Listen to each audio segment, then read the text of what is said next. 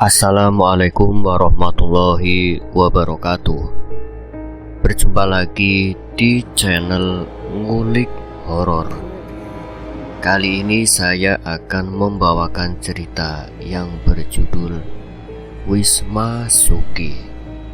Seperti apa selengkapnya cerita ini? Ini dia Ngulik Horor.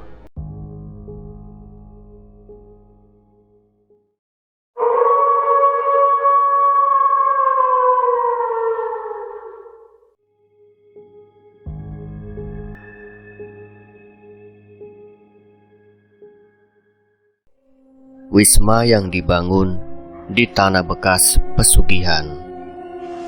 Seorang wanita cantik yang gemar melakukan pesugihan dan memiliki kekuatan ilmu hitam yang besar, mencari tumbal berupa bayi yang masih suci untuk kekuatan ilmunya dan kecantikan parasnya. Suasana di kampus. Awal pagi yang indah, dengan suara burung dan embun pagi, tapi hancur karena teriakan mama. "Dito, bangun, udah pagi. Nanti kamu telat lagi," teriak mama. "Duh, pagi-pagi mama udah pidato aja," gumam Dito. "Iya mah, ini mau mandi dulu," balasnya teriak. Lalu Dito mengambil handuknya dan mandi. Setelah mandi, Dito turun ke bawah untuk sarapan. "Kepada Ibu Negara, hormat gerak," ucap Dito menjahili ibunya karena pagi-pagi dia sudah pidato. "Kamu ini ya, makanya kalau mau tidur itu pasang alarm. Kalau nggak mau mama pidato. Kan kalau pasang alarm kamu bisa bangun sendiri, nggak usah dibangunin. Ini apa lagi? Pagi-pagi udah jahilin mamahnya. Kamu itu udah besar. Kamu itu udah 18 tahun. Jangan bikin mama perlakukan kamu sebagai anak kecil. Gak malu apa tuh sama teman-teman kamu? Waktu kamu ajak main teman kamu ke rumah, kamu manjanya minta ampun, padahal ada teman kamu," ucap mama panjang lebar. "Gak salah, aku panggil mama Ibu Negara. Pagi-pagi sudah menyampaikan pidato singkatnya kepadaku," kata Dito sembari tersenyum jahil. "Gimana aku aja, emang masalah sama kamunya," ucapnya dengan alay. "Ih, mama, main di mana sih? Jadi alay gini," kata Dito. "Gak apa-apa alay, kan ini mama kamu juga," kata mamanya Dito sembari menjahili anaknya. Tibalah seorang pria tampan imut yang datang ke meja makan. "Apaan sih mah, pagi-pagi udah berisik?" tanya Doni, adiknya Dito. "Tuh, kakak kamu ngajak perang sama mama," jawab mamahnya sembari nyindir kepada Dito. "Ih, pagi-pagi mama yang ngajak perang aku," kata Dito. "Udah, sekarang makan aja, jangan berisik, gak enak sama tetangga," kata Doni. Dito itu anak orang kaya di Bandung. Ayahnya pengusaha mobil mewah di Jakarta. Ibunya pengusaha parfum terkenal di Asia. Jadi gak heran kalau barangnya branded semua. Dan Doni adalah adik kesayangan Dito. Sama halnya Dito, mereka berdua adalah indigo. Mereka berdua mempunyai keturunan indigo dari kakeknya. Dan Doni adalah anak tertampan di keluarganya. Maklum, ayahnya orang keturunan Korea Malaysia, jadi gantengnya nurun ke anaknya. Ibunya pun cantik, sempat menjadi model Bandung dan juara 1 Mojang Bandung. Gak heran kalau anaknya banyak yang naksir. "Nicole, kenapa pagi-pagi udah muncul?" kata Dito ke teman hantunya. "Gak apa-apa, aku cuman penasaran aja pengen lihat kegaduhan di sini. Tapi aku telat," jawab Nicole. Nicole adalah teman hantunya Dito semenjak kelas 6 SD. Nicole mati tragis saat SMP kelas 2. Dia didorong kakak kelasnya dari lantai 3 dan jatuh, lalu seketika meninggal. "Dito, dia ada di sini?" tanya ibunya Dito. "Iya mah," jawab Dito. "Kamu juga lihat Doni?" tanya lagi mamanya kepada Doni. "Iya mah," jawabnya Doni. "Ya udah mah, aku mau berangkat dulu. Mobilnya udah siap?" tanya Dito sembari mengambil tasnya. "Udah, Doni berangkatnya bareng sama Dito," kata ibunya. "Iya mah," jawab Doni. Dito dan Doni pun pergi berangkat sekolah. Walaupun Dito sudah besar, dia tidak bisa mengendarai mobil ataupun motor. Dia lebih baik dijemput ataupun diantarkan. Tidak heran lagi, mobil yang ia tumpangi ialah Alphard keluaran 2016. Orang kaya juga. Doni sampai duluan di sekolahnya. "Kak, aku duluan ya," ucapnya sambil membuka pintu mobil. "Hati-hati, belajar yang rajin ya," jawabnya dengan lembut, seperti seorang kakak yang menyayangi adiknya lebih dari apapun. Tak lama, Dito pun sampai di kampusnya. Kampus itu khusus untuk orang kaya. Saat Dito berjalan dari parkiran ke kampusnya, tiba-tiba ada yang menepuk pundaknya sambil berkata, "Cie, jomblo jalan sendirian," ucap Erik dengan cepat. "Suwek, ngagetin aja kamu," ucap Dito dengan kesal. "Yuk ke kelas," ucap Ardi dengan dingin. Dito, Ardi, dan Erik pun pergi ke kelas. Tiba-tiba saat dosen masuk ke kelas, Dito kaget karena ia melihat ada hantu yang mengikuti dosennya. "Anak-anak, kampus kita akan mengadakan PKL ke berbagai daerah untuk penambahan nilai praktek kalian," ucap Bu Lasmi. "Iya Bu," kompak mahasiswa semuanya menjawab. Waktu PKL lumayan lama, yaitu 10 hari. Jadi kalian tidak sendiri, tapi berkelompok. Minimal ada 4 orang, lebih pun tidak apa-apa. Ada waktu 4 hari untuk kalian berlibur di sana. Artinya hanya 6 hari kalian bertugas di luar kota, kata Bu Lasmi. Tiba-tiba bel pun berbunyi. Kring. Dito menghampiri Bu Lasmi untuk menanyakan sesuatu padanya. "Bu," panggil Dito kepada Bu Lasmi. Dito, ada apa?" jawab Bu Lasmi. "Bu, maaf, Dito mau nanya." "Oh, boleh. Dito mau nanya apa?" Ibu ngerasa diikutin sama seseorang gak, Bu?" "Enggak. Emangnya kenapa, Dito?"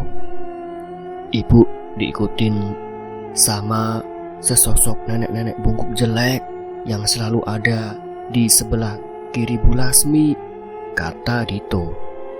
"Oh, itu dulu ibu pernah pakai susuk.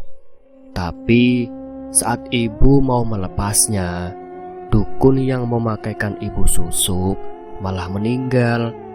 Sedangkan susuk ini hanya bisa dilepaskan oleh yang memakainya.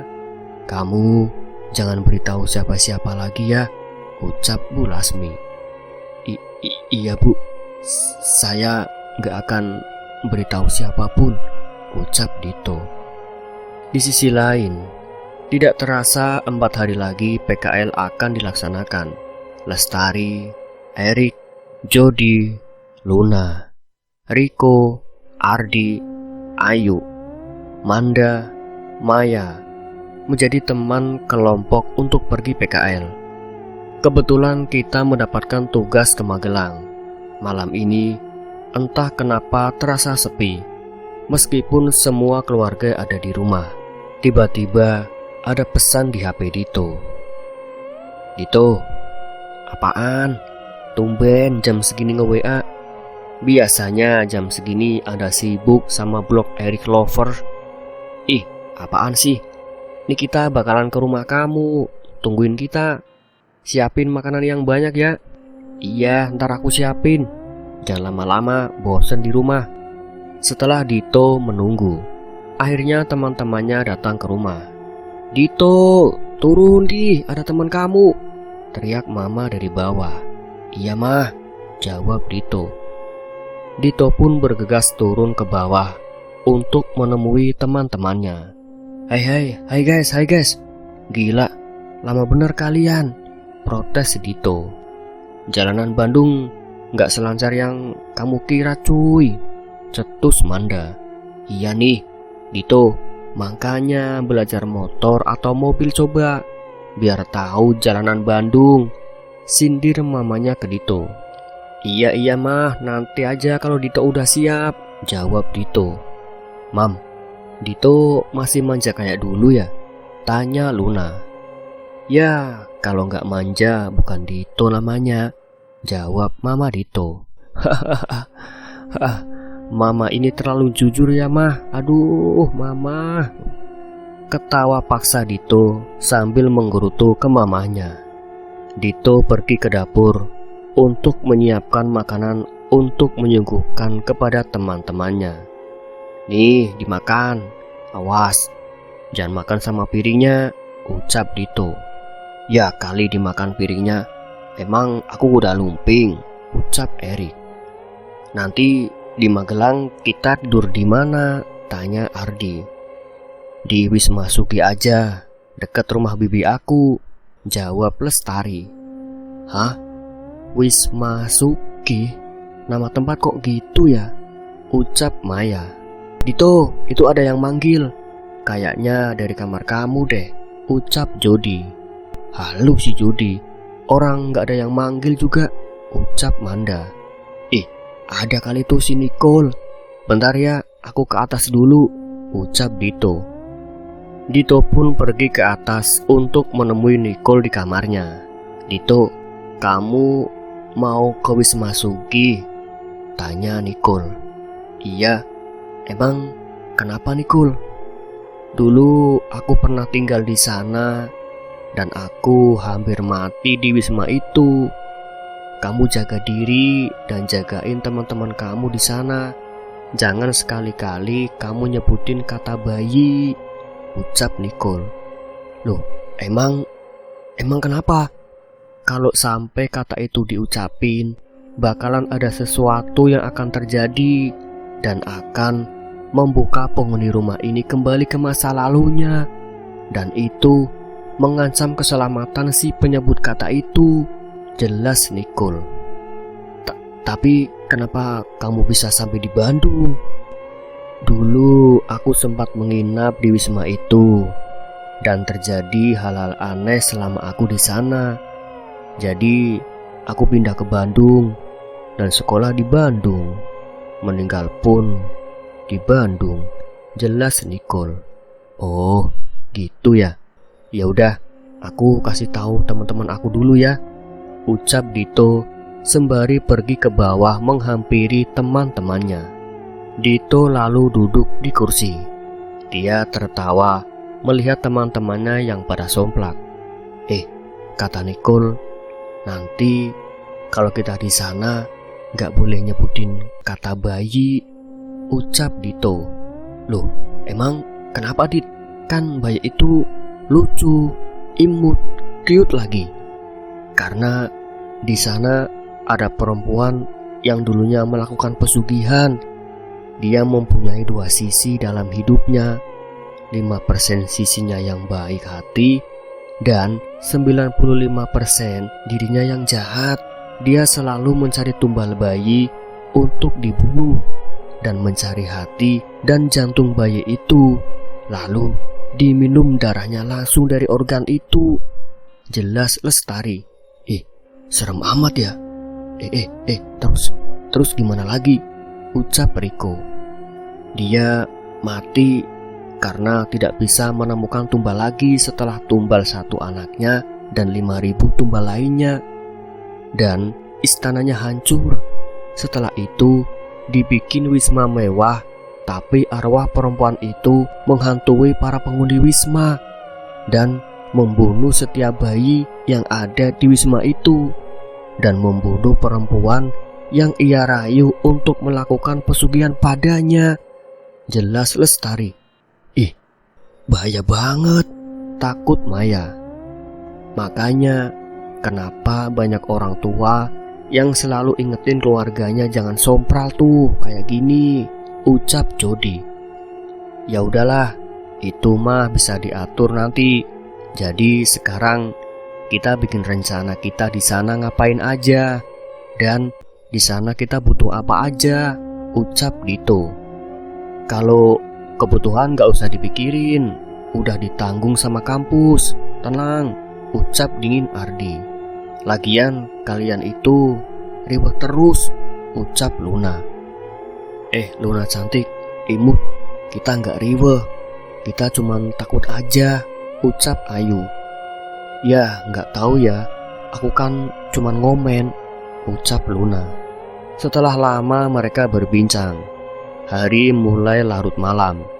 Mereka pun pulang ke rumahnya masing-masing dan mempersiapkan semuanya dengan lengkap. Mereka semuanya anak orang kaya, tapi hati dan pikiran mereka sangatlah merakyat. Mereka juga disiplin dan rapi. Untuk 5S, ke semua orang gak usah ditanya lagi. Tapi hanya di antara mereka, semua 5S itu tidak dipakai.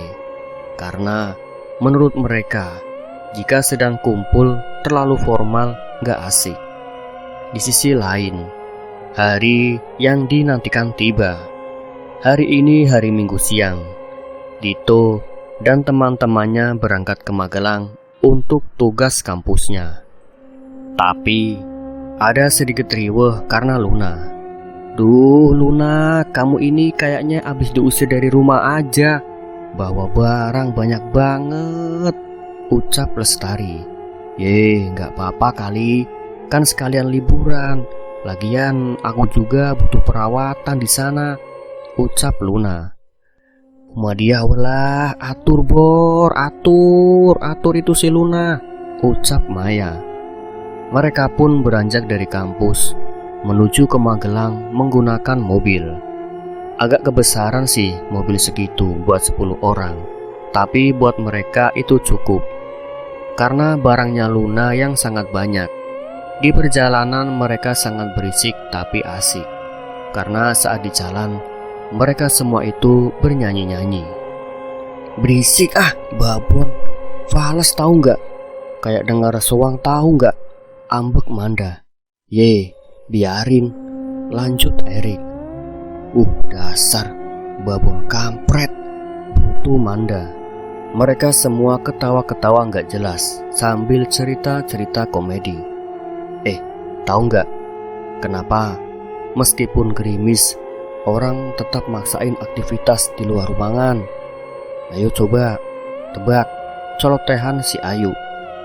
Mungkin nggak terlalu besar hujannya, jawab Jody. Salah, karena gerimis kan mengundang. Rupanya gerimis mengundang, jawab Ayu sembari menyanyikan jawabannya. Hahaha. Mereka semua tertawa dengan tatapan agak gimana. Hahaha.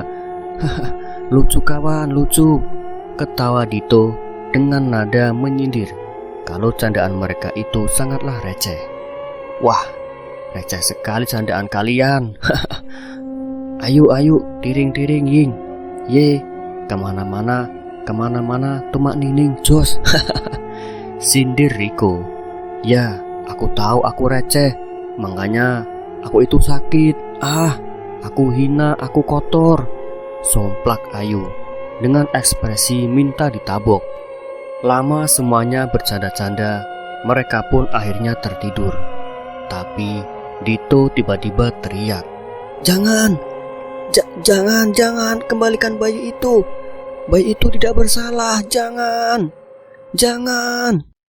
teriak Dito, dan semuanya terbangun dari tidurnya. Dito! Dito, kamu kenapa?" tanya Ardi. Aku tadi mimpi ada wanita cantik, tapi dia ngebunuh bayi, lalu diambil jantungnya dan diminum darahnya. Kasihan banget, ucap Dito sembari nangis dan panik. "Ya udah, itu kan cuma mimpi." Ardi memeluk Dito dan menenangkannya.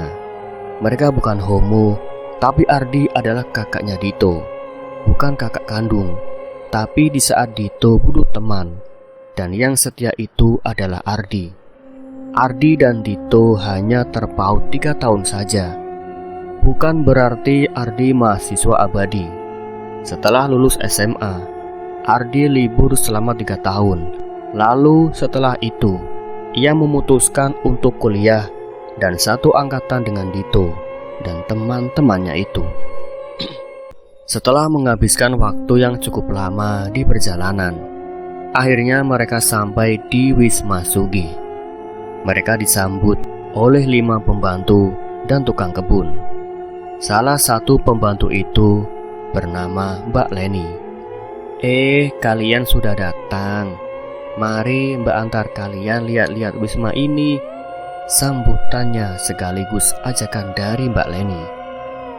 Mbak Leni," ucap Lestari. "Lestari, apa kabar? Mbak kangen banget sama kamu. Kamu udah tahu kan kalau di wisma ini tangannya nggak boleh apa-apa," ucap Mbak Leni.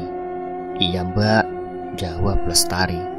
"Ya sudah, mari Mbak ajak kalian keliling wisma ini," ajak Mbak Leni. Mereka pun mengikuti ajakan Mbak Leni. Jody dan Dito mengobrol sembari berjalan mengikuti Mbak Leni. "Dito, aku ngerasa ada yang aneh di wisma ini," ucap Jody. "Bukan aneh lagi, udah horor. Kan waktu itu aku udah bilang kalau di sini itu ada hantunya," ucap Dito dengan santai. "Oh iya, tapi kok kamu santai gitu ya?" tanya Jody.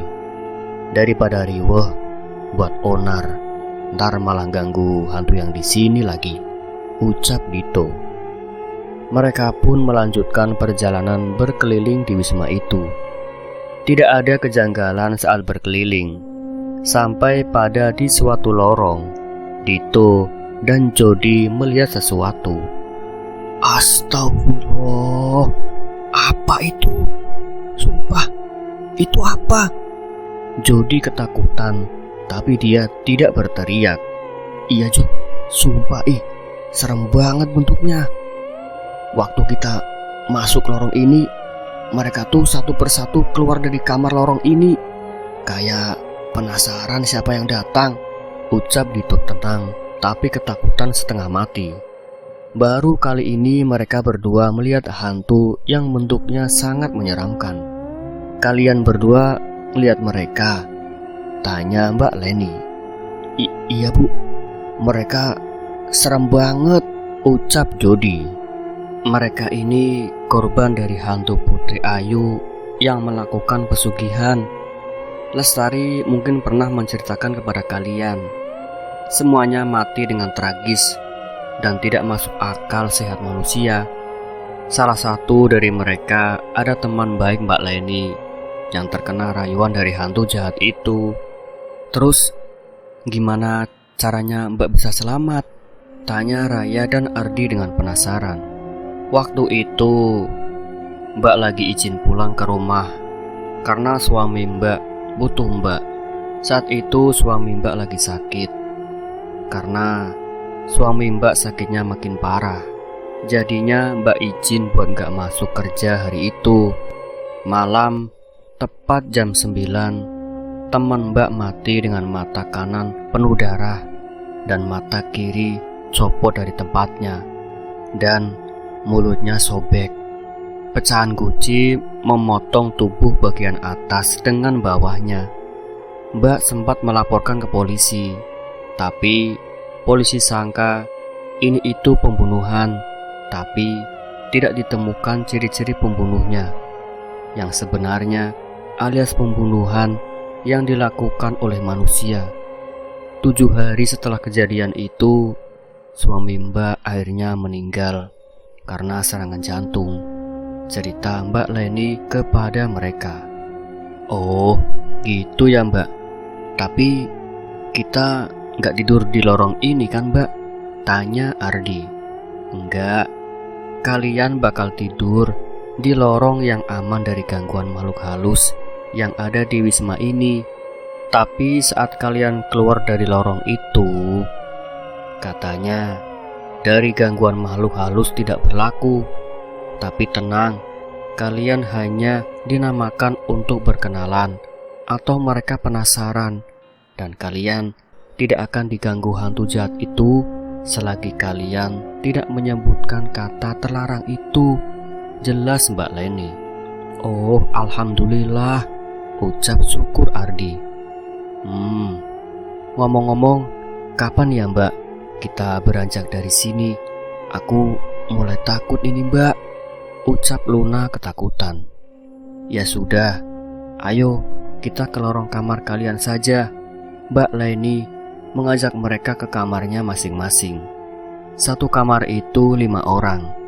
Tidak sempit, malahan luas sekali. Karena Wisma itu sangat luas, dan satu kamar itu bisa muat sampai 8 orang. Hanya 2 kamar saja yang mereka tempati. Satu kamar untuk perempuan dan satu kamar untuk laki-laki. Kalau kalian ada apa-apa, kalian bisa telepon Mbak pakai telepon Wisma, atau kalian bisa langsung panggil Mbak, karena Mbak akan tidur di lorong ini buat jagain kalian. Tidak hanya Mbak, pembantu dan yang lainnya pun akan menjaga kalian di sini. Dan jangan sampai kalian ke bagian Wisma yang ada di samping kanan kiri dan belakang tanpa pendamping dari pekerja di sini ya, jelas Mbak Leni. Oh, gitu ya Mbak. Ya udah Mbak, makasih banyak, ucap Mbak Leni. Mbak Leni meninggalkan mereka dan melanjutkan pekerjaannya di Wisma. Mereka pun masuk ke kamarnya masing-masing dan membereskan semua barang yang mereka bawa. Yang paling ribet pastinya Luna, karena Luna membawa 3 koper. 1 koper isinya baju, 1 koper perlengkapan dan alat perawatannya, 1 koper lagi isinya selimut dan boneka kesayangannya. Malam pun tiba. Dito duduk di jendela dengan menatap indahnya lampu perkotaan Magelang di malam itu. Ardi sedang memainkan tabnya. Jody sedang membaca komik favoritnya. Dan Erik sedang mendengarkan musik sembari memainkan gitar yang dimainkannya. Dan Rico asik memantau Instagramnya. Saat Dito sedang melihat-lihat, Dito melihat ke taman dan dia melihat seorang lelaki yang berdiri di taman. Ia kira itu adalah tukang kebun. Tapi semua pekerja di Wisma ini sedang mengobrol dengan Mbak Leni. Dia terus memperhatikan orang itu sampai ia memanggil Jody untuk meyakinkan bahwa di taman itu ada seseorang. Jody, sini Jod. Apaan sih? Tanya Jody. Lihat itu siapa? Ucap Jody. Apaan sih? Aku kepo. Tuh lihat, di bawah ada orang ya. Malam-malam begini berani banget tuh orang berdiri sendiri tanpa gerak di taman, ucap Dito. Mana gak ada orang juga. Kamu gak lihat? Tanya Jody. Enggak, emang gak ada siapa-siapa kok, ucap Ardi. Dito berarti itu hantu Dit, ucap Jody. Tapi dia kok cowok ya, bukan cewek. Kan katanya korbannya cewek, ucap Dito. Kalian gak serem apa sih lihat hantu? Kemudian Ardi meninggalkan mereka berdua. Tiba-tiba hantu itu berteriak dan didengar oleh mereka berdua. "Tolong kembalikan sisi baik istriku!" teriakan hantu itu. Ternyata tidak hanya Dito dan Jody yang mendengar teriakan itu. Semua pekerja langsung masuk ke dalam kamar mereka dan menanyakan, "Apa ada yang mendengar itu?" tanya Mbak Leni. "Aku dan Jody mendengar itu, Mbak," jawab Dito. Ada apa ini? Kalian gak apa-apa kan?" Tiba-tiba Lestari datang. Ayu, Manda, Maya dan Luna. "Mbak, apa dia kembali datang?" tanya Lestari. "Iya, dia tahu di sini ada anak indigo dan dia yakin kalian berdua bisa membantunya," ucap Mbak Leni. "Maksudnya, Mbak?" tanya Jody. "Maksudnya, dia itu adalah suami pertama dari hantu Sugi itu. Dia minta tolong untuk membantu istrinya kembali lagi seperti dulu," ucap Mbak Leni. "Jadi aku dan Jody harus bantu dia, Mbak?" "Mbak harap jangan. Resikonya sangat berat. Apalagi kalian tahu, dia selalu mencari bayi. Dan jika salah satu dari kalian terbujuk rayuannya, kalian akan dipaksa mencari bayi untuk ditumbalkan padanya," ucap Mbak Leni.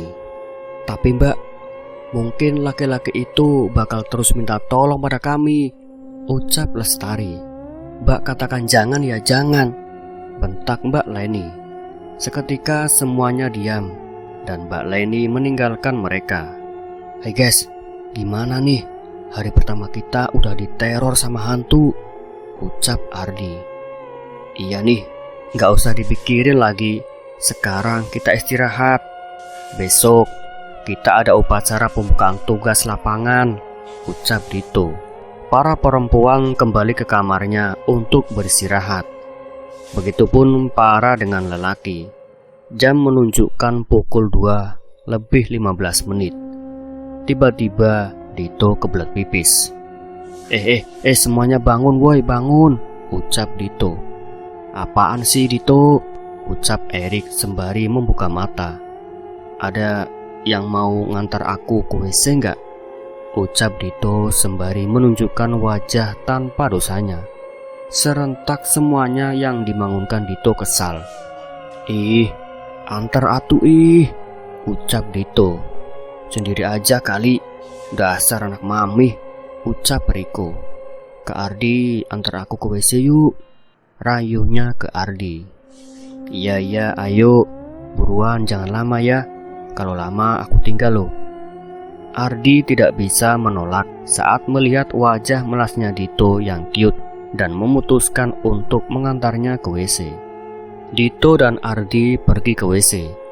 Artinya dia meninggalkan lorong aman itu, dan mau gak mau dia diganggu oleh hantu-hantu nakal di sana.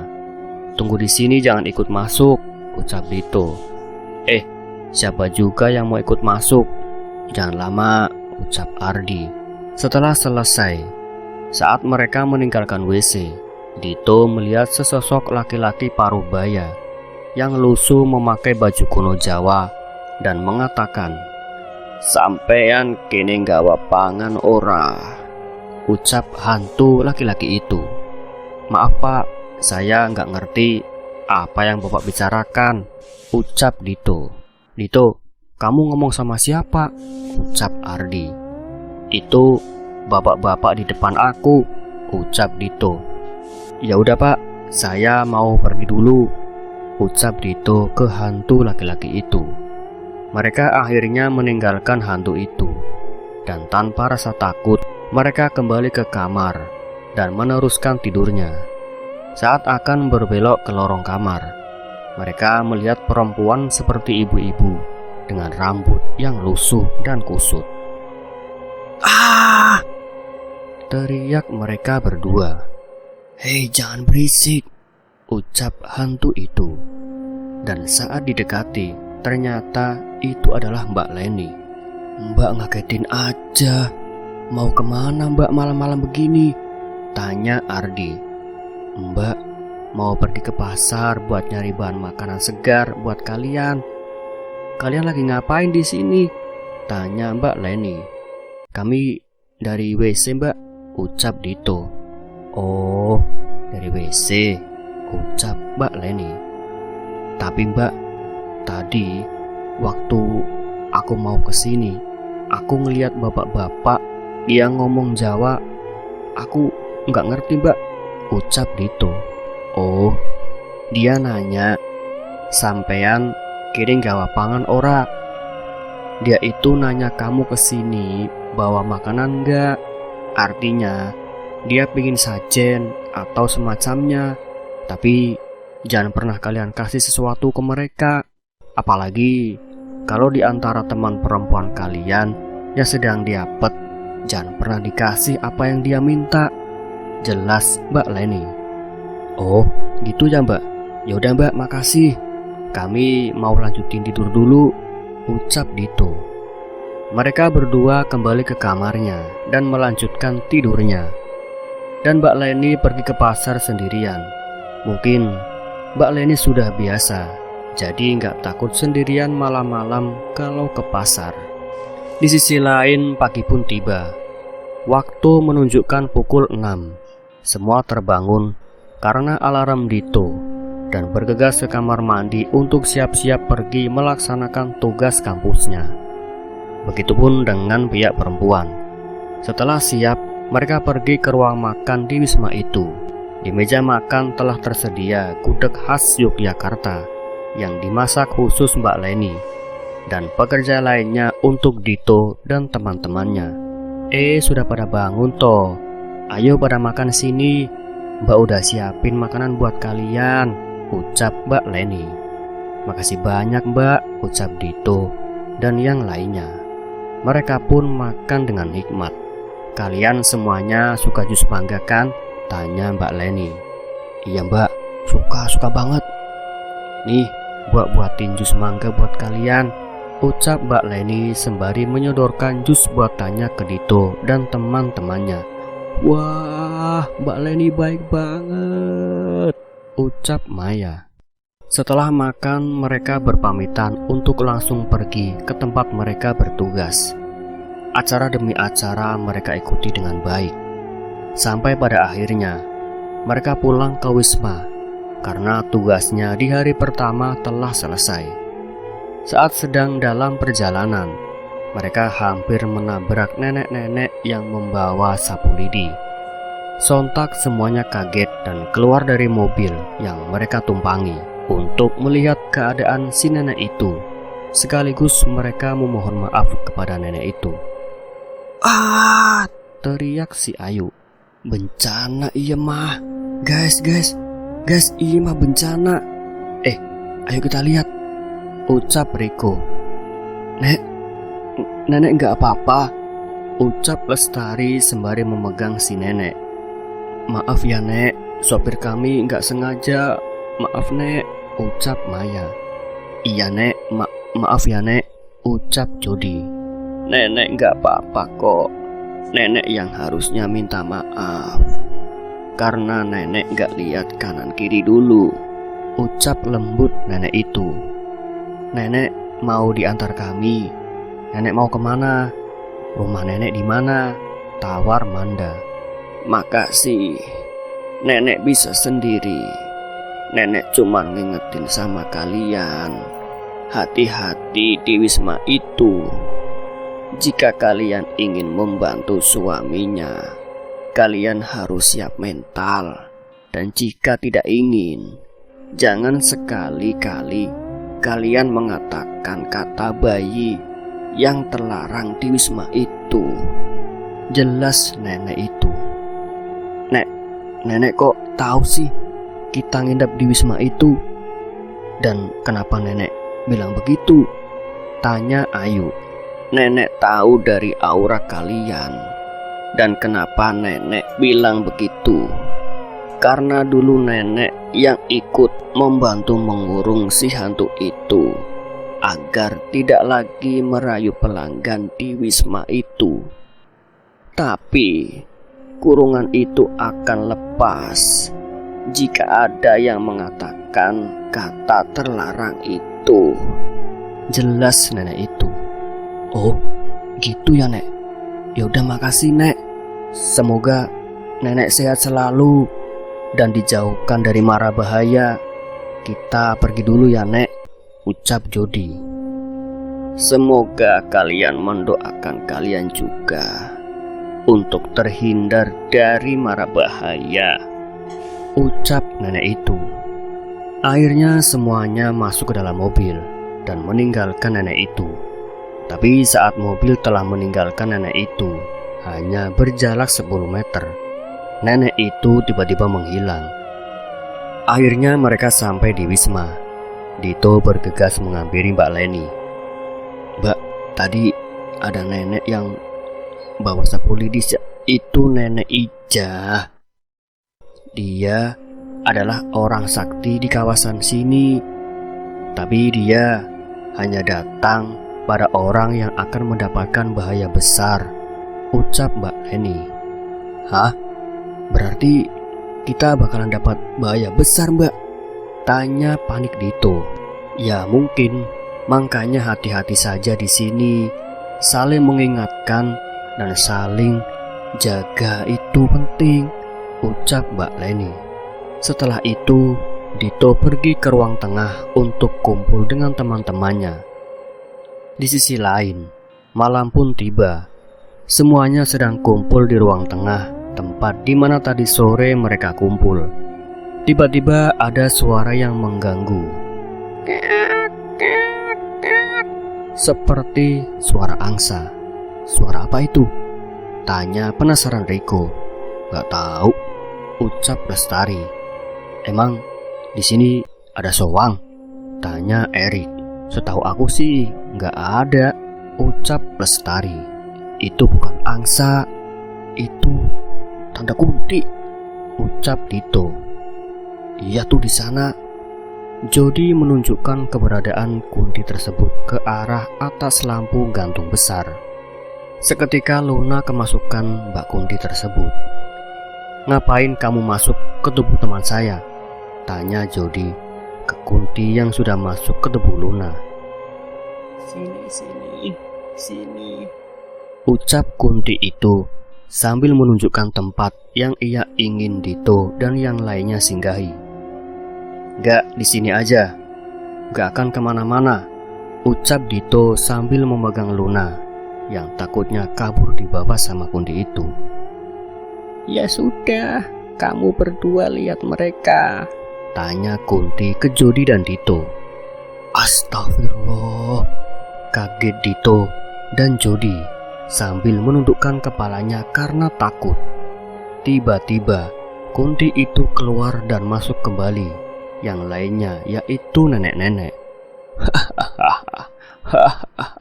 Bau anyir, ucap hantu nenek itu. Anyir, ucap kembali nenek itu. Kalian ada yang dapat ya? Tanya Jody. Iya aku. Ayu sama Lestari lagi dapat, ucap Manda.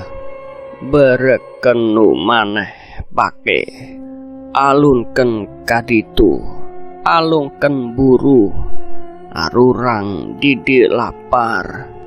Kasihin yang dipakai kalian, lempar ke situ, lempar buruan. Kita semua di sini lapar, ucap si nenek itu. Gimana ini? Masa aku harus ngebuka pembalut aku sih? Ucap Ayu. Jangan, kalian jangan kasih, sentak Dito. Lamun te mere gerak kaditu. Kalau nggak ngasih, cepetan pergi, ucap nenek itu. Iya kami pergi, tapi nenek juga pergi, ucap Jody. Hayang gede, aing teh mau darah aku, ucap nenek itu sembari menyeruput lalu pergi. Kami segera pergi ke kamar Mbak Leni dan menceritakan semuanya. Seperti biasa, Mbak Leni memberi kita nasihat untuk tidak melakukan yang tidak diperbolehkan oleh Mbak Leni. Setelah selesai semuanya kumpul di kamar lelaki sembari mengerjakan tugasnya. Tiba-tiba suara telepon berbunyi. Halo ya, Rick, adik kamu udah lahir tadi jam 7:35. Lucu, ganteng, bersih, sehat lagi. Alhamdulillah ya. Iya dong, kakaknya juga ganteng. Iya, ya udah. Ayah tutup dulu ya. Semangat ya kakak. Yeay, Erik punya dedek bayi. Dito membanting HP, lalu menampar Erik secara tiba-tiba. Jangan nyebutin kata itu, bentak Dito. Hah? Aku ngucapin itu, ucap Erik. Gimana ini?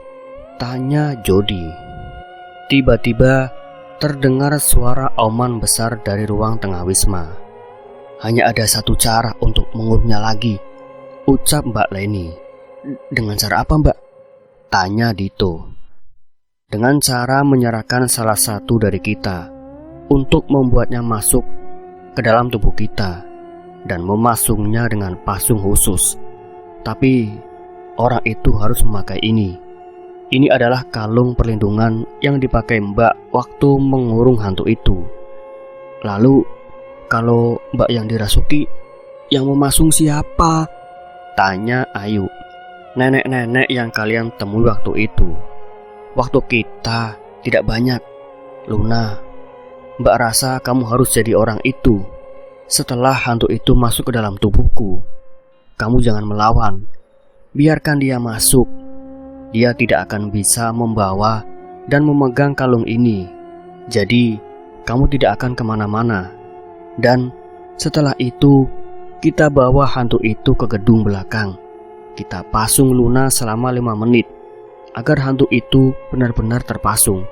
Lalu kita lepaskan Luna. Dan jangan ada yang pernah memasuki ruang itu dan menyebut kata itu lagi, ucap Mbak Leni. Tapi Mbak, apa ini akan berhasil buat Luna dan kita? Tanya Manda. Jangan khawatir, lebih cepat lebih baik, ucap Mbak Leni. Semua orang mempersiapkan semuanya.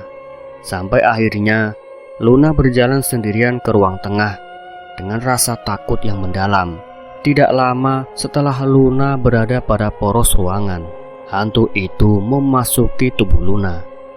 Dengan gaya bak seorang putri kerajaan, dia memegang rambutnya sambil nembang Jawa. Dan Mbak Leni bergegas dari belakang hantu itu, lalu mengikatnya dengan tali. Hantu itu sempat memberontak, tapi Mbak Leni dengan pegawai lainnya lebih kuat dari hantu itu. Hantu menjadi lemah karena kalung itu, dan Mbak Leni dan yang lainnya pergi ke gedung belakang untuk memasung hantu itu. Segera dipasungnya hantu itu. Saat sudah sampai di gedung belakang, kalian tidak akan bisa menghentikanku, ucap hantu itu sembari ketawa seram. Lebih baik kau diam, ucap Mbak Leni. Hei Leni, apa kau baik padaku? Aku akan memberikan kecantikan yang luar biasa padamu, rayuan hantu itu kepada Mbak Leni. Mbak, jangan dengarkan Mbak, teriak Lestari. Tidak, aku tidak mempan dengan rayuan itu, ucap Mbak Leni. Hahaha, teriak hantu itu disertai dengan angin yang sangat kencang. Juga barang-barang di ruangan itu berhamburan. Dan setelah 5 menit itu terjadi, semuanya kembali normal. Hanya saja Luna pingsan. Ayo bantu Mbak melepaskan Luna, ucap Mbak Leni. Luna pun dilepaskan dari pasungan itu dan segera menutup kembali pasungan itu. Ayo, bawa Luna ke kamarnya, dan kalian harus istirahat. Dan kalian jangan sebut nama itu lagi, dan jangan pernah membuka pasungan itu. Camkan itu baik-baik, jelas Mbak Leni. Malam semakin berlalu, semuanya istirahat dengan nyenyak. Mungkin karena kecapean saat menghadapi hantu itu. Di sisi lain, pagi pun telah tiba. Semuanya sedang kumpul di ruang makan. Saat sedang makan, mereka mendapatkan tamu. Tunggu, Mbak, bukain pintu dulu, ucap Mbak Leni. Nggak usah Mbak, biar aku aja, ucap Ardi. Ardi membukakan pintu itu, tapi tidak ada orang satupun di depan atau di halaman wisma itu. Tapi saat ia ingin menutup pintu, ia menemukan ada buket bunga danur dan warna yang dililit ikatan bunga melati. Ardi mengambilnya dan membawanya ke dalam. "Mbak, apa biasanya ada yang mengirim bunga ke sini?" tanya Ardi sembari menyerahkan bunga itu. "Tidak, baru kali ini," ucap Mbak Leni. "Tadi siapa yang ngasih bunganya? Cowok, cewek? Kalau cowok, mungkin itu buat aku," tanya Maya. "Yakin? Mau sama tuh orang?" tanya Ardi. "Kalau ganteng ya mau," ucap Maya. "Tadi sih pas buka pintu nggak ada orang. Bunga itu udah kegeletak di bawah pintu. Mungkin tuh hantu. Sok aja, kalau mau mah aku ikhlas kok buat Maya," ucap Ardi. "Ih, amit-amit, teng sama hantu. Mending sama Dito, ya Dit," rayu Maya. Sorry, aku mau selesai kuliah, kerja, baru cari pacar. Nikah, kawin, udah," ucap Dito. "Aduh kalian ini," ucap ketawa Mbak Leni. Tiba-tiba jatuh kotak kayu dari atas ke meja makan sampai membuatnya riweuh. "Kotak apaan ini?" ucap heran Jody. "Coba sini aku buka," ucap Dito. Dan isinya adalah, "Saya tahu kalian orang baik, jadi saya minta tolong untuk membantu saya. Tolong saya, tolong. Di sini gelap dan sempit. Tolong saya, tolong." Seperti itulah isi suratnya yang ada di dalam kotak itu. "Mbak, ini maksudnya apa?" tanya Dito. "Mbak nggak tahu, tapi ini sepertinya baru kali ini ada yang kayak gini," ucap Mbak Leni. "Apa kita harus pecahkan ini Mbak?" tanya Erik.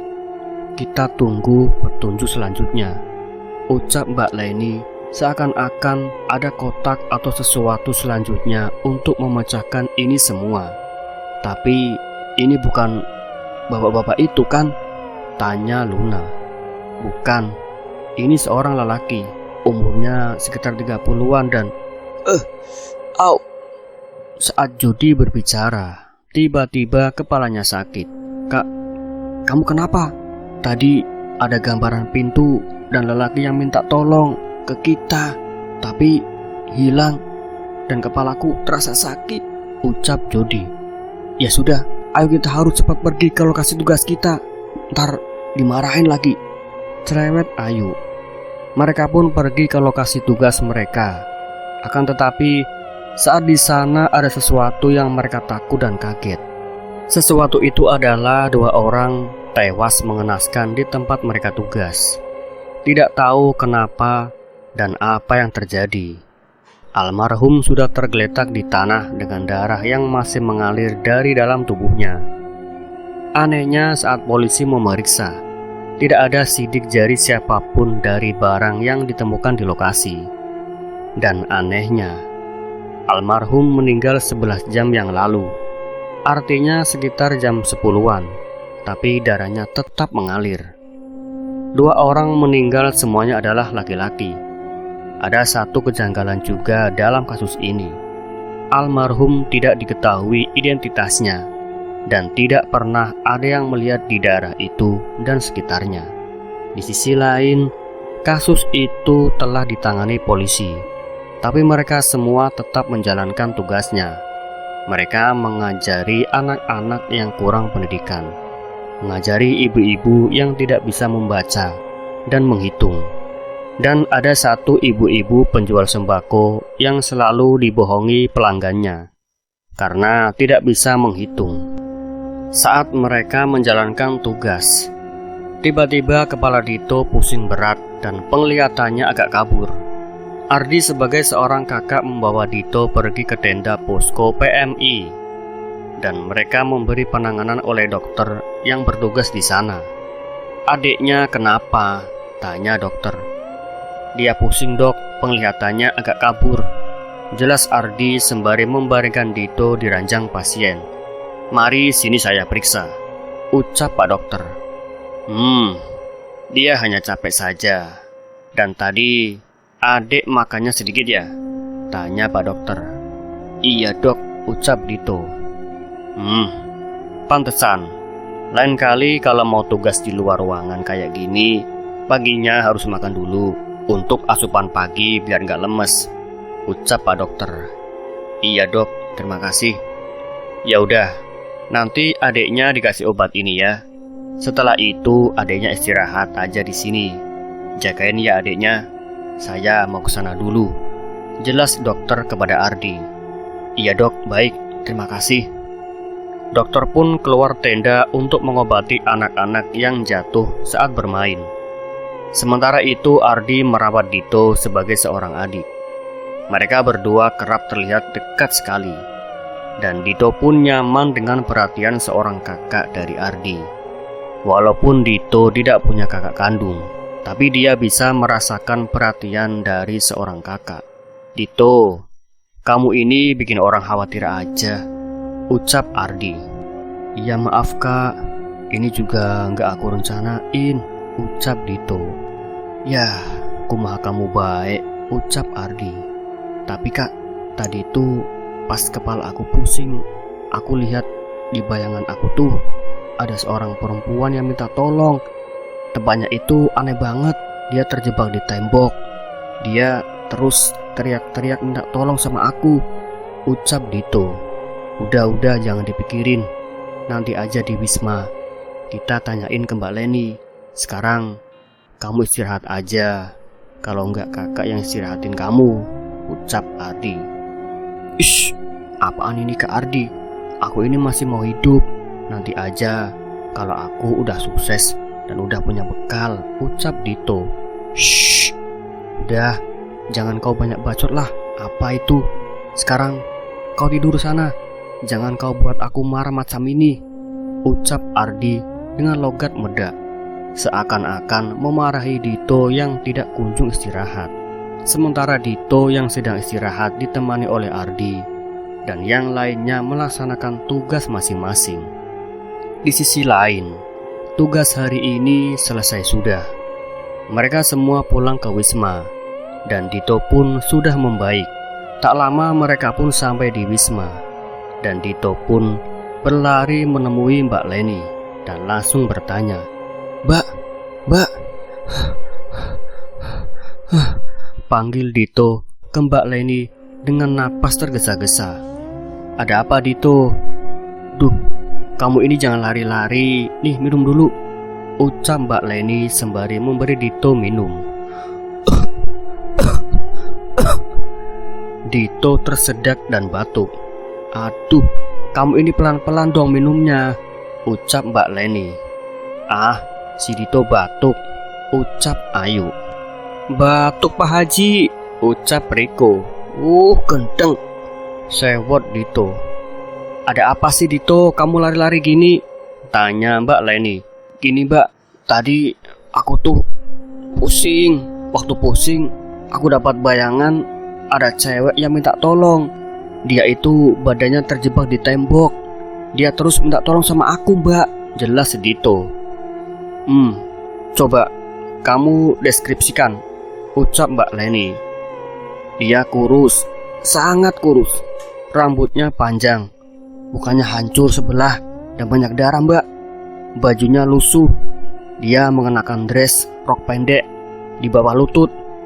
Dan dia mengenakan cincin di jari manisnya di tangan kiri. Dan temboknya itu putih, ada coretan-coretan gak jelas gitu. Dan temboknya pun udah rapuh. Tembok itu tidak menggunakan semen tapi kapur Mbak," jelas Dito. "Oh, iya, Mbak tahu. Dulu ada berita menghilangnya anak penduduk sini dan dia dibunuh oleh kekasihnya. Tapi tidak ditemukan mayatnya. Sampai sekarang tidak ada yang bisa menemukan mayatnya," ucap Mbak Leni. "Lalu aku harus apa Mbak?" Tanya Dito. Itu terserah kamu. Kalau kamu mau menolongnya, Mbak akan membantu kamu. Kalau kamu tidak ingin membantunya, bayangan itu akan hilang beberapa hari ke depan, ucap Mbak Leni. Aku mau menolongnya, Mbak. Tapi ini aman kan? Ucap Dito. Ini aman, ucap Mbak Leni. Aku mau bantu dia, Mbak, ucap Manda. Aku sama, ucap yang lainnya. Mereka memutuskan untuk menolongnya malam ini. Setelah Dito memutuskan untuk menolongnya, satu persatu muncul petunjuk yang bisa memudahkan mereka. Mbak tahu di mana dia berada? Ya udah, Mbak, ayo kita ke sana, ucap Dito. Mereka dan Mbak Leni pergi ke tempat yang diarahkan Mbak Leni. Mereka menemukan tembok yang tingginya sekitar 190 cm dan lebarnya sesuai dengan ukuran rumahnya. Ini, Mbak, ini mah rumah Mbak, tanya Lestari. Di sekitar tembok ini mayat itu dikubur, ucap Dito. Mereka mencari dan menggali tanah di sekitar tembok itu. Dan tiba-tiba Dito mendapatkan penglihatan. Dan Dito langsung mengambil palu besar yang ia bawa dan membobrok tembok yang ia arah. Dan ternyata mayat itu bukan terkubur di tanah, tapi disembunyikan di tembok tersebut. Mbak, ini mayatnya udah ketemu, ucap Dito. Mbak Leni bergegas menghampiri Dito.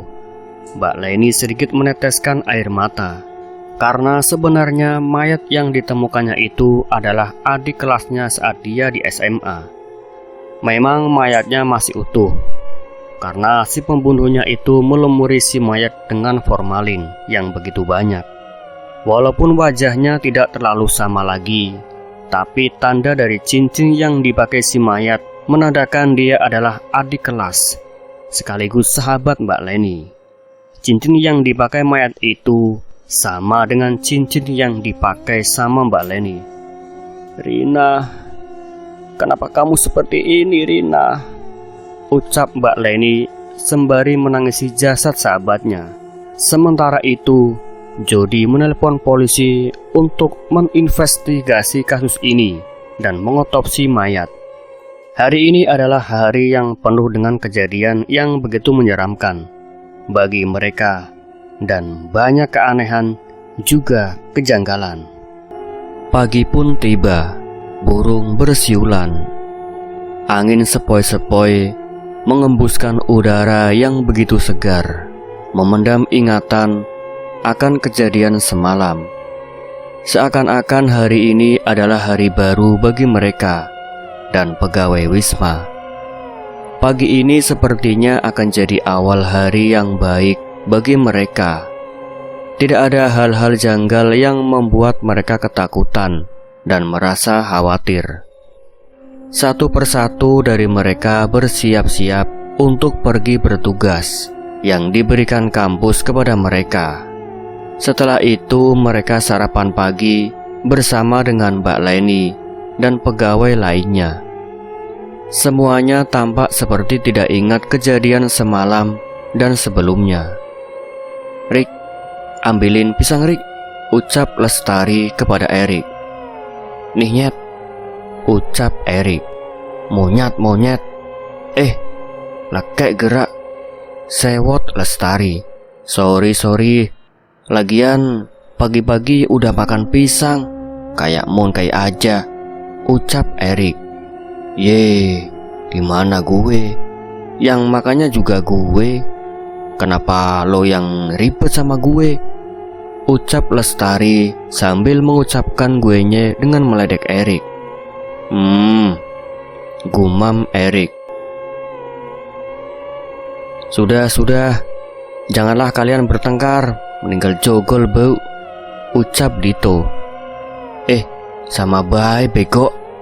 Sontak kompak Ardi, Riko, Erik, Lestari, Manda, Ayu dan Maya. Kecuali Jody. Jody memang pendiam. Dia hanya tertawa saja. Sudah, gak baik berisik di depan rejeki, ucap Mbak Leni. Di sisi lain, Selesai makan, mereka bergegas pergi ke tempat tugas mereka. Mereka menjalani hari ini dengan senang, tanpa ada gangguan mistik apapun. Anak-anak, hari ini cukup sampai di sini saja, karena para pegawai akan menghadiri rapat di balai desa, ucap kepala acara di tempat itu. Baik Pak, terima kasih, ucap Dito dan kawan-kawan. Mereka akhirnya pulang, tapi tidak langsung pulang ke Wisma. Mereka mampir dulu ke tempat makan untuk menghabiskan waktu siang mereka. Nih, sini aja tempatnya, ucap Maya. Aku nggak mau dekat Erik ah, malas akunya. Ayo tuker deh, ayo, ucap Lestari. Siapa juga yang mau dekat sama kamu, ucap Erik. Perang ini mah, ucap Dito. Mbak mau pesan, ucap Riko memanggil salah satu pelayan. Iya, mau pesan apa mas? Tuh pesan apa? Tawar Riko kepada yang lain. Mbak kalau pesan WhatsApp ada? Tanya Canda Ardi. Ada mas, ada. Saya mau dong mas, ucap ngawur mbak pelayan. Mbaknya kenapa sih mbak? Tanya Luna. Mungkin mbaknya naksir Ardi kali, ucap Jody. Ganteng banget. Mas, boleh minta foto mas? Boleh ya mas, ucap mbak pelayan. Boleh, ucap Ardi. Gih, sini aku fotoin kak, ucap Dito. Udah ya mbak, kita mau pesan makanan, ucap Ardi. Aku mau pesen espresso sama cheesecake, ucap Ayu. Aku samain aja, ucap Manda, Maya dan Luna. Aku pesan orange juice sama ini. Idih, namanya kok gini ya? Bolu ganjen, ucap Riko. Aku mau orange coffee dan brownies coklat pakai es krim yang banyak ya mbak, ucap Dito. Kalau aku samain aja sama Dito, ucap Ardi. Kalau aku lemon tea sama nasi kebuli mbak, ucap Jody. Lapar ya Jod? Tanya Luna. Iya nih, ucap Jody. Kalau aku jus alpukat pakai es krim A, ucap Erik dan Lestari secara bersamaan. Batuk sindir Riko kepada Erik dan Lestari. Mereka makan sembari bercanda, ngobrol, obrolan kosong. Ya biasalah, anak muda zaman sekarang. Di sisi lain, waktu menunjukkan pukul 5:09. Mereka bergegas pulang ke Wisma. Setelah sampai, mereka tidak langsung masuk ke kamar, tapi mereka kumpul di ruang tengah sembari menonton TV. Kalian udah pulang? Gimana? Capek nggak hari ini? Tanya Mbak Leni. Mbak, udah mbak. Sebenarnya tadi kita pulang lebih awal karena petugasnya pada mau rapat di balai desa. Tapi karena masih siang, kita pergi dulu ke kafe buat nongkrong mbak. Biasa mbak, anak milenial, ucap Erik. Milenial itu apa sih Rik? Tanya polos Luna. Anak milenial itu ya kayak kamu dan kita, jawab Riko. Kan aku mah anak bapak Suwandi sama Ibu Linda, ucap Luna. Bukan itu, ucap si Ayu. Jadi sebenarnya kita itu bersaudara. Sebenarnya ibu kita itu namanya milenial. Hah? Berarti Milea dong juga itu saudara kita, ucap polos bego Luna. Bodoh ah, susah ngomong sama kertas kosong mah, ucap Erik. Sudah, kalian ini gak pagi gak siang, gak sore gak malam, berantem aja, ucap Mbak Leni. Sementara di sisi lain, malam pun tiba. Semuanya berada di kamar masing-masing. Tapi hendaknya para lelaki bosan di kamar. Jadi mereka pergi ke ruang tengah. Karena suara berisik, para lelaki yang sedang memainkan permainan di ruang tengah. Para perempuan penasaran dan mau ikut main. Mereka pun semuanya bermain bersama Unus Taku. Tiba-tiba sesuatu terjadi pada Lestari. Lestari mengalami sakit kepala yang sangat hebat. Dia pun meringis kesakitan di kepalanya. Lestari, kamu kenapa? Panik Luna. Sakit, tolong, sakit, jeritan Lestari.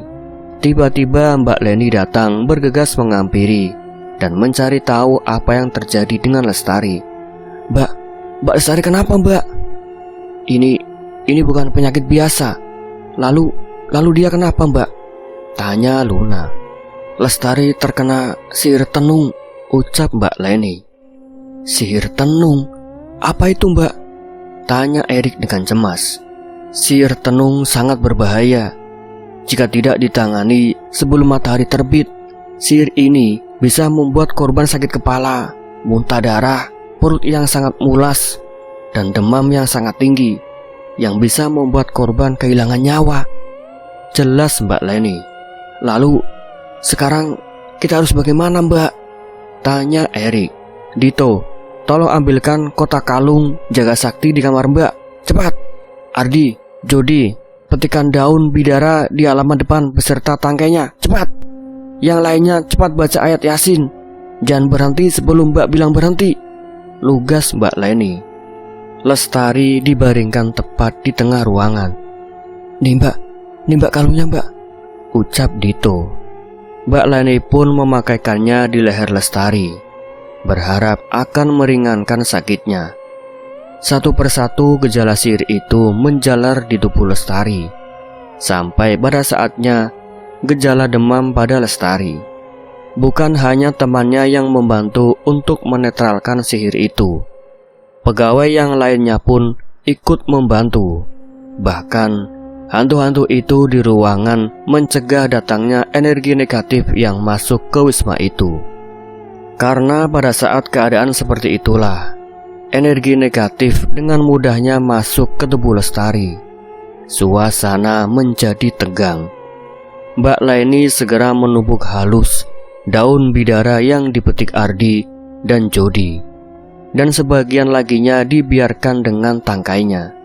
Daun bidara yang sudah halus dioleskan ke kening Lestari, perutnya, lehernya, dan airnya dipakai untuk memijat bagian-bagian yang sensitif dengan energi mistik. Kita hanya tinggal berdoa saja, ucap Mbak Leni mengajak ke semuanya. Iya, Mbak, semoga Lestari cepat pulih, cemas Erik. Semuanya pun berdoa dengan sangat lantang. Tetapi Lestari semakin histeris, sangat histeris, membuat teman-temannya menangis karena merasa kasihan melihat Lestari kesakitan. Lestari tiba-tiba berdiri dan mengatakan, "Kalian semua menghentikanku, tapi setelah aku mengambil raga anak ini," ucap jin yang merasuki Lestari. "Kamu tidak bisa mengambil anak ini. Kamu harus melangkahi aku dulu," ucap Mbak Leni. Tiba-tiba jin itu membawa Lestari terbang. "Panggilkan Ustaz Kasim dan Kiai Ahmad. Beritahu beliau, aku butuh bantuan beliau. Cepat," ucap Mbak Leni kepada pegawai yang lainnya.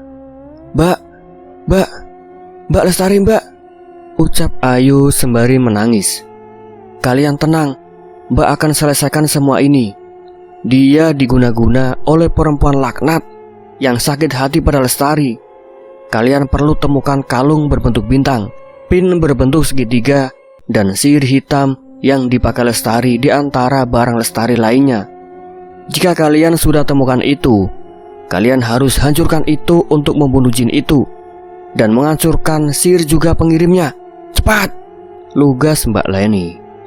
Sementara teman-temannya mencari benda yang dikatakan Mbak Leni, Pak Anto menghampiri Pak Ustadz Kasim dan Kiai Ahmad.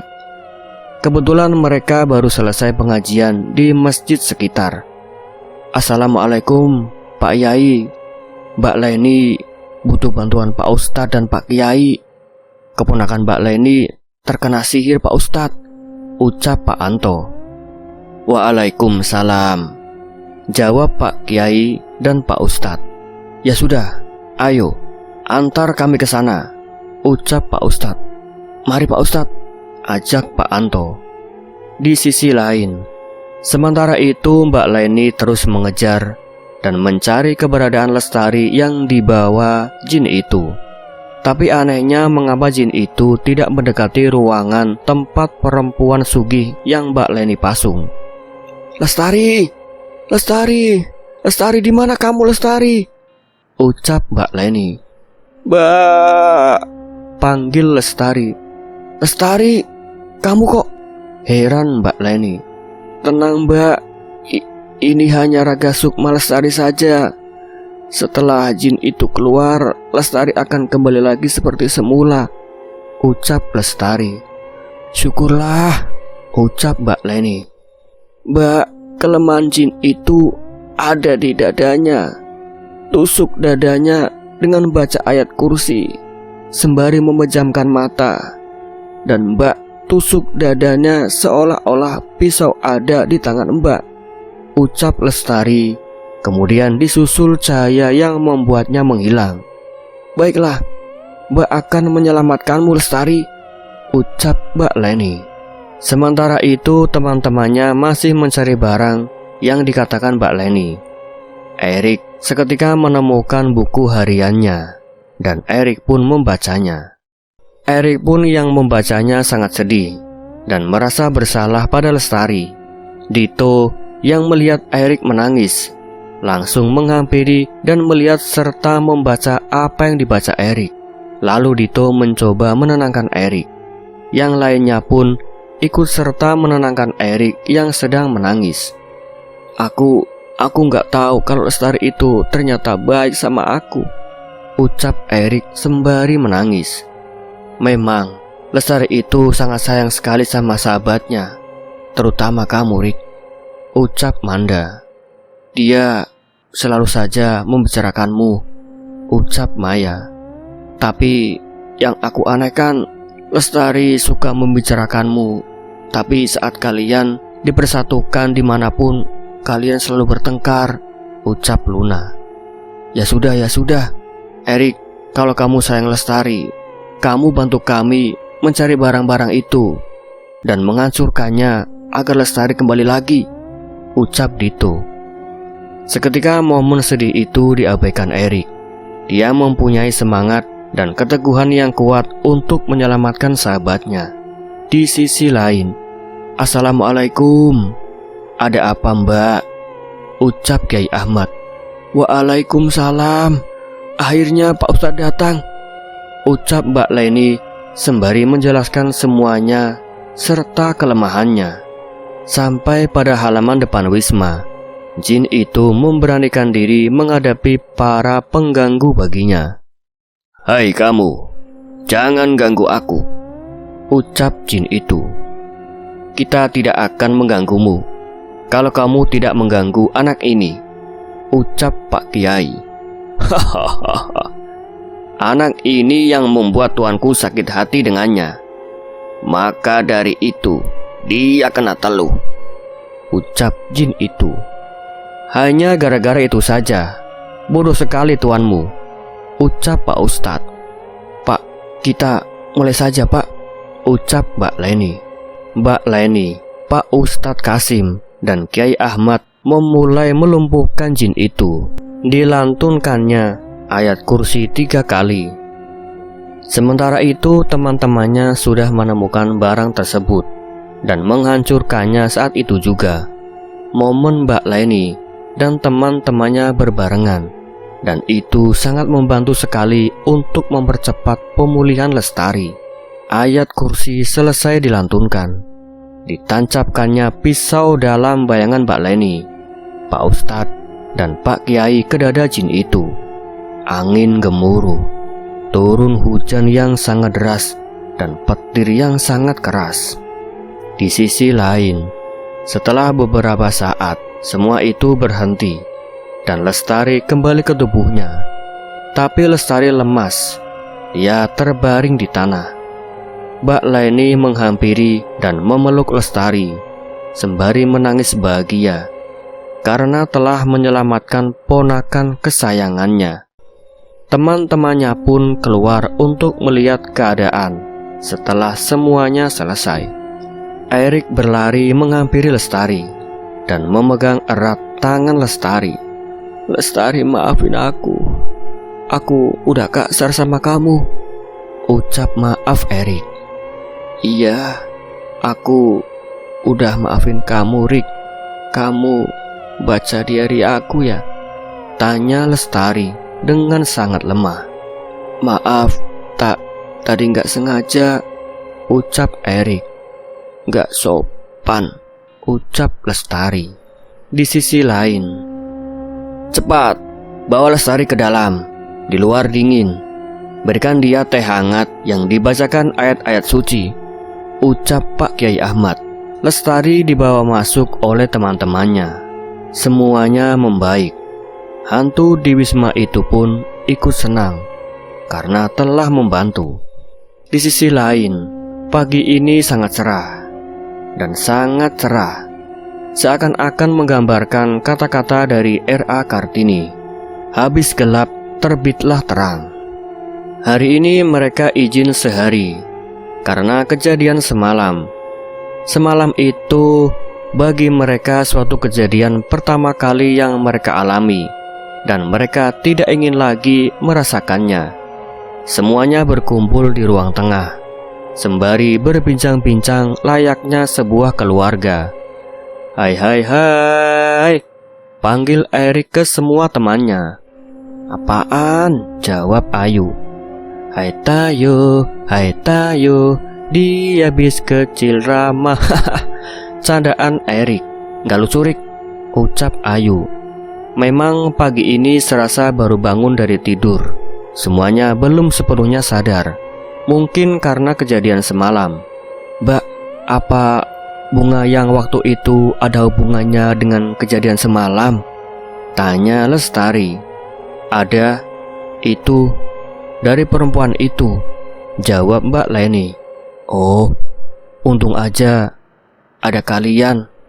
Kalau enggak, aku udah dibawa sama jin itu," ucap terima kasih Lestari kepada teman-temannya dan pegawai Wisma. "Iya, sama-sama. Kan kita udah anggap kamu seperti saudara kita sendiri," ucap Dito. Tahu nggak?" ucap Luna. "Apaan?" tanya Riko. "Lapar," ucap Luna. Makan tuh meja, enak tuh rasa coklat," ucap kesal Maya. "Ya udah, kita pesan makanan online aja. Mau makan apa kalian?" tanya Ardi.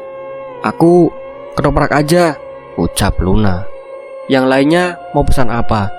tanya Ardi. "Samain aja, Kak," ucap Erik. Aku mah enggak. Aku pesan apa ya? Makanan Korea aja deh," ucap Ayu. Tukang K-pop mah gitu," ucap Riko. K-pop katanya. Katrok kamu mah. K-pop bukan K-pop. Gagang panci," ujar Ayu. "Aku juga bedain. Aku cuman pingin watch aja sama jus alpukat," ucap Jody. "Wih, anak 4 sehat 5 sempurna nih," ucap Maya. "Terus kamu apa, Dito?" tanya Ardi. "Samain aja sama kakak," ucap Dito. "Mbak, sama yang lainnya mau pesan apa?" tanya Ardi. Mbak juga ditawarin tah?" tanya Mbak Leni. "Ya iyalah Mbak, masa enggak? Gak sopan kalau gak ditawarin mah," ucap Ardi. "Ya udah, pesen yang paling banyak dipesan aja," ucap Mbak Leni. Dan pegawai yang lainnya pun ikut setuju. "Oh, siap," ucap Ardi. Setelah menunggu lama, akhirnya makanan yang mereka pesan datang juga. Semuanya punya makanan masing-masing. "Hai guys, halo semua. Pagi ini aku libur. Jadi sekarang aku mau mukbang nih guys. Selamat menikmati, ucap Ayu sembari live streaming di ponselnya. Biasa, anak alay, ucap Riko. Biasanya bilang, biasa, anak durhaka, tanya Dito ke Riko. Beda sekarang mah Dit, kan lagi alay tuh, jawab Riko. Sorry ya guys, biasa, ada gangguan gitu. Maaf ya, suaranya agak bising, karena ada, ya biasalah, yang suka muncul di live aku. Siapa? Ucap Ayu. Mbak Leni dan yang lainnya hanya bisa tertawa. Sementara di sisi lain, hari demi hari mereka jalanin sampai tugasnya pun selesai. Dan mereka memutuskan untuk liburan hanya di sekitar Wisma, karena di sekitar Wisma pun berasa tempat wisata. Tahu nggak? Pas upacara penutupan, ada yang minta foto ke aku tahu, ucap Erik. Iya, mungkin buat buronan, ucap Manda. Beneran? Emang ya orang ganteng tuh beda, ucap Erik dengan percaya diri. Halo, ucap Riko. Jalan-jalan yuk, muterin Magelang kek, ajak Jody. Yuk. Di sisi lain, Mbak, kita mau jalan-jalan dulu ya, pamit Dito. Mbak ikut aja yuk, yang lainnya juga buat memandu, ucap Lestari. Iya, ayo Mbak, Pak ikut yuk, ajak Dito. Ya udah, kami siap-siap dulu, ucap Mbak Leni dan yang lainnya. Mereka pun pergi jalan-jalan mengitari kota Magelang. Mereka sangat senang. Mobil yang mereka tumpangi sepertinya mobil paling berisik di antara yang lainnya.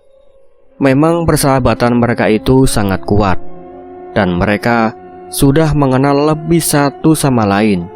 Jadi gak heran kalau mereka disangka bersaudara. Sementara di sisi lain, jalan-jalan pun akhirnya selesai. Mereka pulang ke Wisma untuk beristirahat. Gila, tadi seru banget boy, ucap Maya.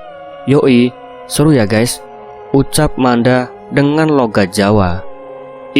Jadi medok gini atau kamu? Tanya Luna. Biarin.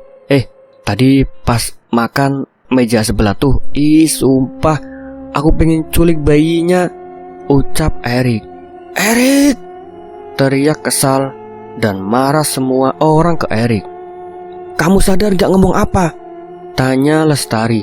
Dito, Jody, ambil kotak kalung waktu itu, cepat, ucap Mbak Leni. Iya Mbak, iya, jawab Jody dan Dito.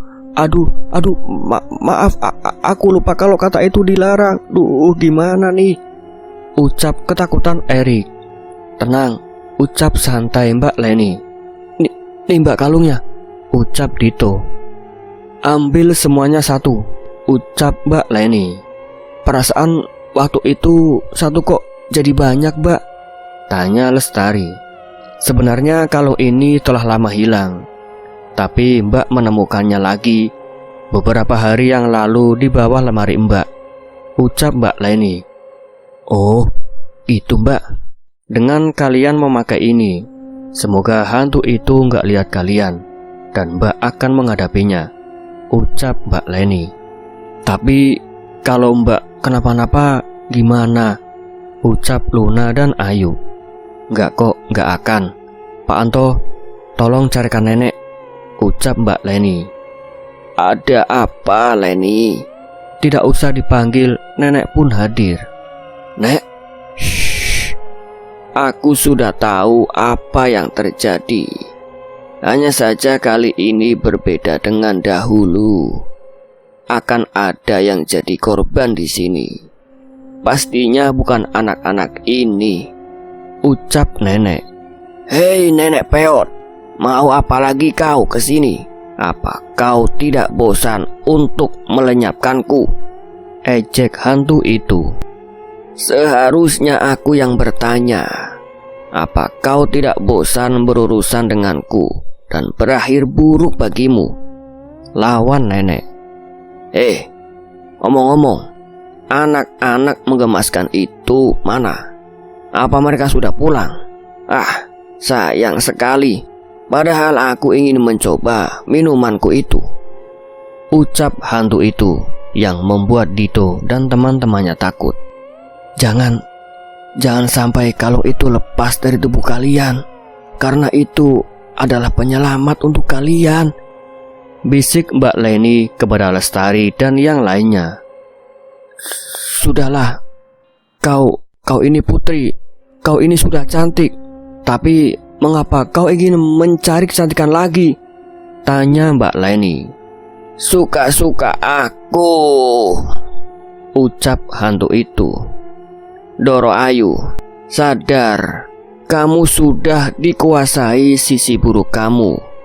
Kamu bisa lawan itu, ucap si nenek. Tolong nek, aku ingin kembali, ucap sisi baiknya hantu itu. Berisik kau nenek tua, ucap hantu itu sembari mendorong nenek itu hingga ke tembok. Tidak sopan, ucap Mbak Leni. Apa kau? Mau apa? Ucap hantu itu ke Mbak Leni. Ini, ucap Mbak Leni. Apa?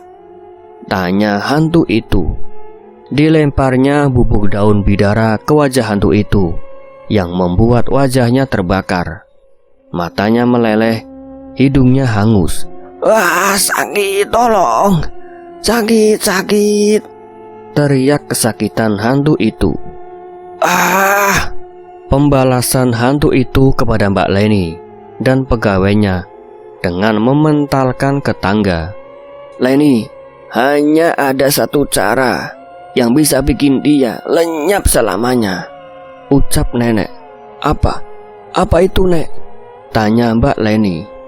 Yaitu kalung jaga sakti harus dihancurkan sampai lembut. Lalu serbuk itu dicampur darah manusia. Setelah itu berikan kepada hantu itu yang nantinya dikira darah bayi, ucap nenek. Lestari yang mendengar itu langsung bergegas mengambil kalung itu dan menghancurkannya dengan benda apapun yang bisa menghancurkan kalung itu. Lestari, kamu mau kemana? Tanya Dito. Ayo semuanya ikut aku, ucap Lestari. Cari benda yang bisa membuat benda lainnya hancur, ucap Lestari kepada teman-temannya. Memangnya untuk apa? Tanya Jody. Kita hancurkan kalung jaga sakti, ucap Lestari sembari mencari kalung itu. Baiklah, ucap Dito dan yang lainnya. Di sisi lain, kenapa kamu menyerah? Sepertinya aku ingin keluar mencari bayi, ucap hantu itu. Percuma, kau tidak bisa keluar dari wisma ini, ucap si nenek. Wisma ini telah ditaburi serbuk suci yang tidak bisa dilewati makhluk jahat sepertimu, ucap Mbak Leni. Ayo cepat, hancurkan kalung itu, ucap Lestari. Semuanya berusaha menghancurkan kalung itu. Cepat, ambilkan mangkuk. Nih, kumpulkan serbuknya dan masukkan ke dalam mangkuk ini. Ayo cepat kita ke Mbak Leni. Di sisi lain, nih mbak, ini mbak, serbuk kalungnya mbak, ucap Lestari. Anak pandai, ucap nenek. Lalu apa yang harus dilakukan nek? Tanya Mbak Leni. Hanya satu, yaitu darahnya. Aku saja nek, ucap Mbak Leni. Tapi mbak, nanti mbak sakit. Ya Leni, akan membutuhkan banyak darah untuk ini, dan harus dari jantung atau hati manusia itu.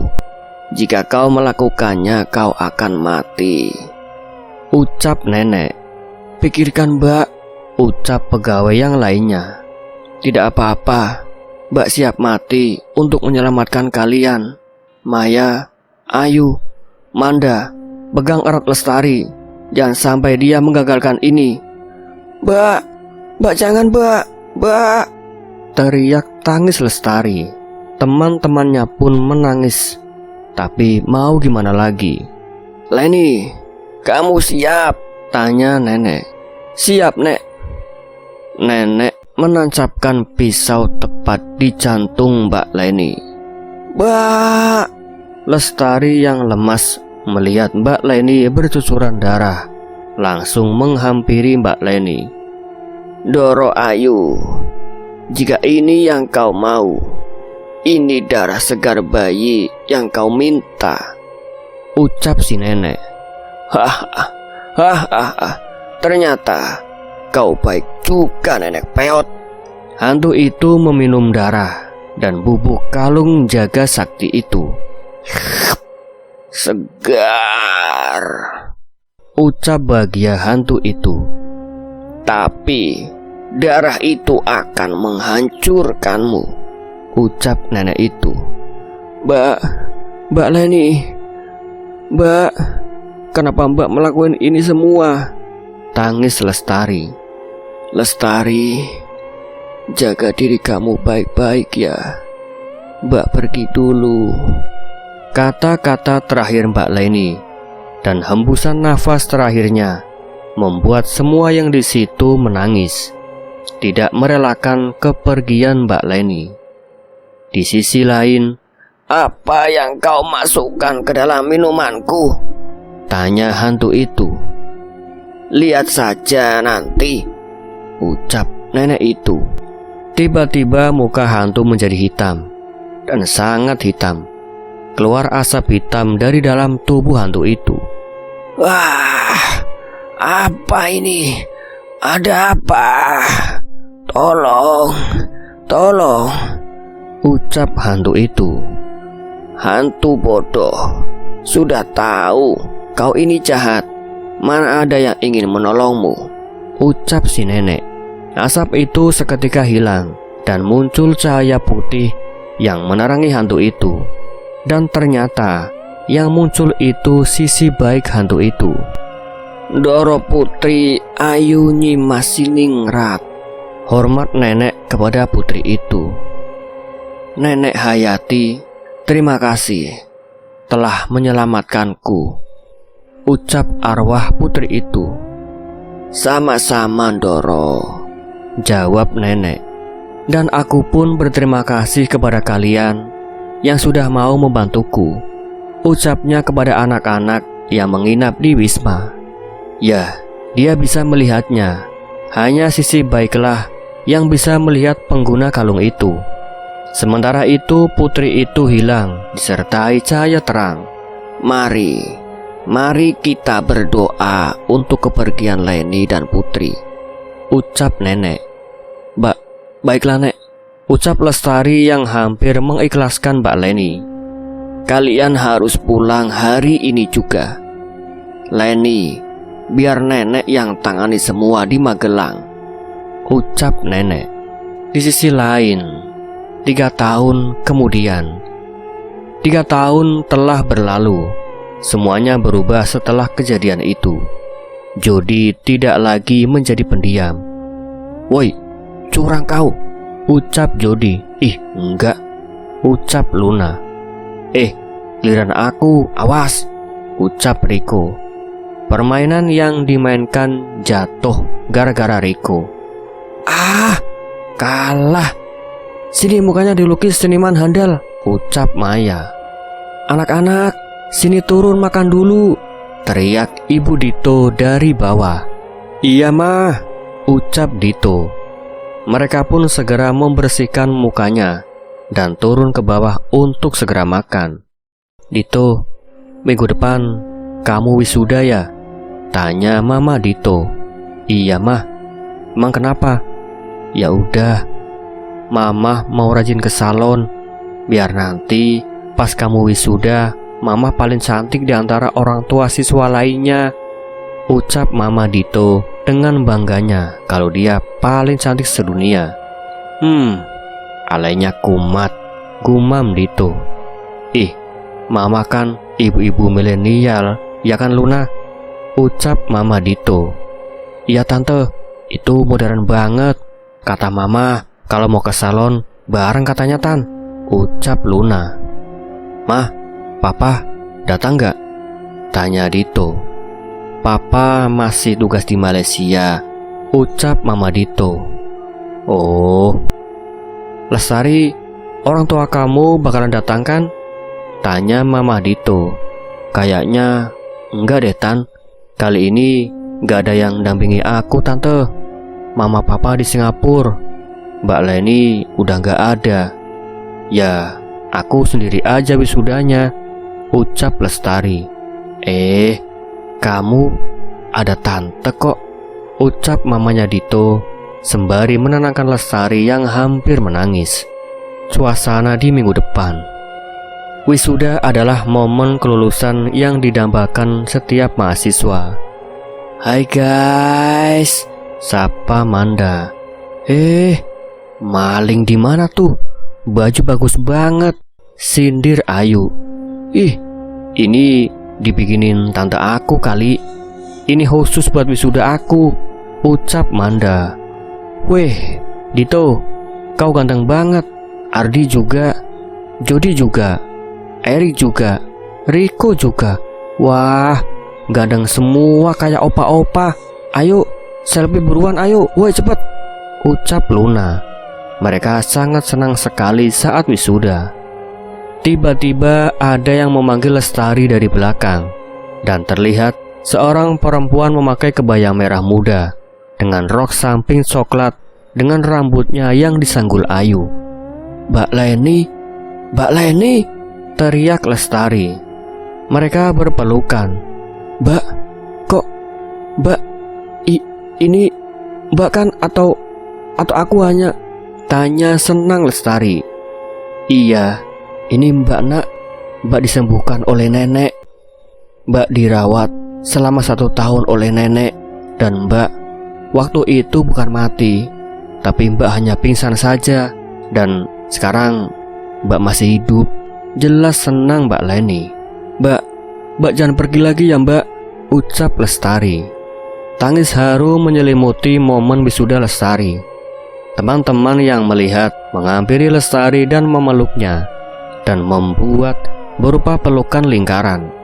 Semuanya menangis haru dengan kedatangan Mbak Leni. Hari demi hari mereka lewati dengan ujian-ujian yang terus datang dalam kehidupan mereka. Ujian dalam hidup itu sudah biasa dan harus disyukuri. Tapi hari tanpa ujian itu patut dipertanyakan. Inilah kisah Dito dan kawan-kawannya di Wisma Sugi. Dan akhirnya cerita pun selesai. Terima kasih yang sudah baca cerita ini sampai selesai. Sekian, wassalamualaikum warahmatullahi wabarakatuh.